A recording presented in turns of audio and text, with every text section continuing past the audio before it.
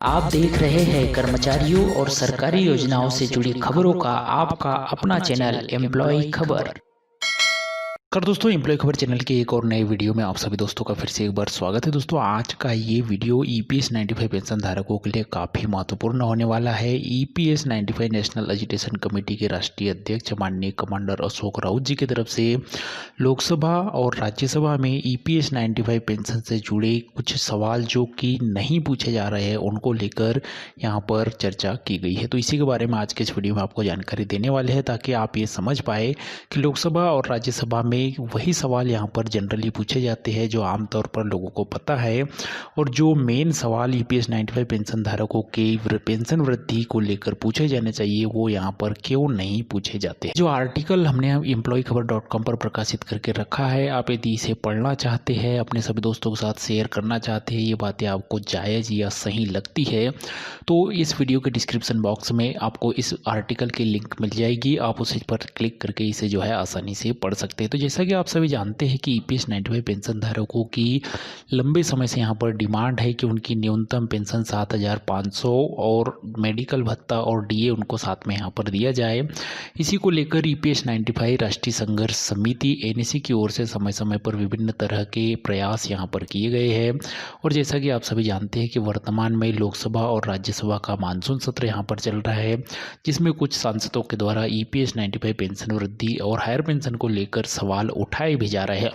तो इसी को ध्यान में रखते हुए ईपीएस 95 राष्ट्रीय संघर्ष समिति एनएसी के राष्ट्रीय अध्यक्ष माननीय कमांडर अशोक राउत जी ने लोकसभा में ईपीएस 95 पेंशनर्स की आवाज निम्न रूपों से उठाए जाने के संबंध में सांसद श्री एन.के. प्रेमचंदन जी को ईमेल के माध्यम से एक पत्र लिखा है, जैसे कि प्रपत्र की कॉपी आप यहाँ स्क्रीन पर देख पा रहे होंगे। जो ईमेल यहाँ पर एन.के. प्रेमचंद्रन जी को किया है वो ईमेल की प्रपत्र की कॉपियाँ आप स्क्रीन पर देख पा रहे होंगे। और आपको अवगत होगा कि आज दिनांक 19 सितंबर 2020 को लोकसभा में सांसद श्री एन.के. प्रेमचंद्रन जी के द्वारा ईपीएस 95 की पेंशन वृद्धि को लेकर कुछ सवाल भी उठाए गए थे, जैसा कि पिछले वीडियो में हमने आपको यहाँ पर जानकारी दी। तो ये जो ईमेल यहाँ पर अशोक राउत जी की तरफ से सांसद श्री एन.के. प्रेमचंद्रन जी को किया गया है, तो इसमें क्या कुछ प्रमुख बातें यहाँ पर कही गई है। तो आज ईपीएस 95 पेंशन धारकों के लिए राष्ट्रीय संघर्ष समिति अध्यक्ष माननीय कमांडर अशोक राउत जी ने श्री एन.के. प्रेमचंद्रन जी को लोकसभा में ईपीएस 95 पेंशन धारकों से जुड़े महत्वपूर्ण सवाल जो अभी तक नहीं पूछे गए हैं उनके बारे में अवगत कराते हुए एक ईमेल यहाँ पर किया है। तो अशोक राउत जी अपने प्रपत्र में लिखते हैं कि माननीय सांसद एन.के. प्रेमचंद्रन जी, हार्दिक सम्मान।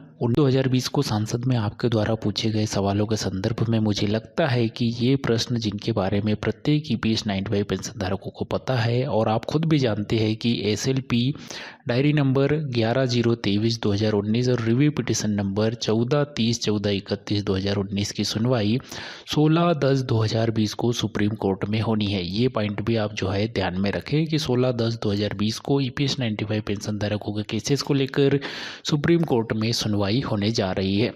और इस प्रकार के प्रश्न ज़्यादातर जो कि ईपीएस 95 पेंशन धारकों के फायदे में नहीं होते हैं वही यहाँ पर जो है पूछे जा रहे हैं। तो कमांडर अशोक राउत जी ने यहाँ पर कहा है कि 65 लाख ईपीएस 95 पेंशन धारकों के हित में कृपया निम्नलिखित प्रश्न यहाँ पर लोकसभा और राज्यसभा में उठाए जाने चाहिए जो भी सांसद यहाँ पर ईपीएस 95 पेंशन धारकों का मुद्दा उठाते हैं। तो क्या है वो जो यहाँ पर प्रश्न जो कि लोकसभा और राज्यसभा में उठने चाहिए, तो इसमें है वृद्ध ईपीएस 95 पेंशन धारकों के द्वारा तहसील स्तर से लेकर दिल्ली यानी कि राष्ट्रीय स्तर तक हजारों आंदोलन करने के बावजूद भी बुल्ढाना महाराष्ट्र में 24/12/2018 से लगभग 650 दिनों से जो क्रमिक अनशन यहाँ पर चल रहा है उसके बाद भी सरकार ने कोई ठोस कार्यवाही क्यों नहीं की है। सरकार कोश्यारी समिति की सिफारिशें लागू क्यों नहीं कर रही है। यदि इसके लिए फंड की आवश्यकता है तो सरकार अपना अंशदान क्यों नहीं बढ़ा रही, अथवा कर्मचारियों का वास्तविक वेतन पर अंशदान स्वीकार क्यों नहीं कर रही है। ना तो सरकार अपना अंशदान यहाँ बढ़ाने को तैयार है और ना ही कर्मचारियों का अंशदान स्वीकार करने को तैयार है। इसके बाद में यहाँ पर श्रम मंत्री जी द्वारा कहा जाता है कि पेंशन फंड में फंड स्थिर नहीं है, जबकि पेंशन फंड में 4.37 लाख करोड़ रुपए की राशि यहाँ पर है। तो क्या इस राशि का उपयोग पेंशन धारकों के मरने के बाद किया जाएगा? वह किस काम के लिए किया जाएगा? इसका उत्तर भी माननीय श्रम मंत्री जी को यहाँ पर देना चाहिए। आज लगभग 33 लाख पेंशन धारकों को रुपये 1500 से कम मासिक पेंशन यहाँ पर मिलती है। क्या इनके पति पत्नी या परिवार का जीवन यापन इसमें? श्रम मंत्री जी ने संसद में कहा कि पेंशन धारकों की मांगों के संदर्भ में केरला हाईकोर्ट के फैसले के बाद कार्यवाही की जाएगी, लेकिन केरला हाईकोर्ट का निर्णय के बाद ईपीएफओ ने बिना वजह पेंशन धारकों को सुप्रीम कोर्ट में घसीटा व इसमें तकरीबन 4 से 5 करोड़ रुपए का यहाँ पर खर्च आया है। तो क्या यह उचित है और आखिर ऐसा क्यों किया जा रहा है? सभी ईपीएस 95 पेंशन धारकों को भारत आयुष्मान योजना में समावेश क्यों नहीं किया जा रहा?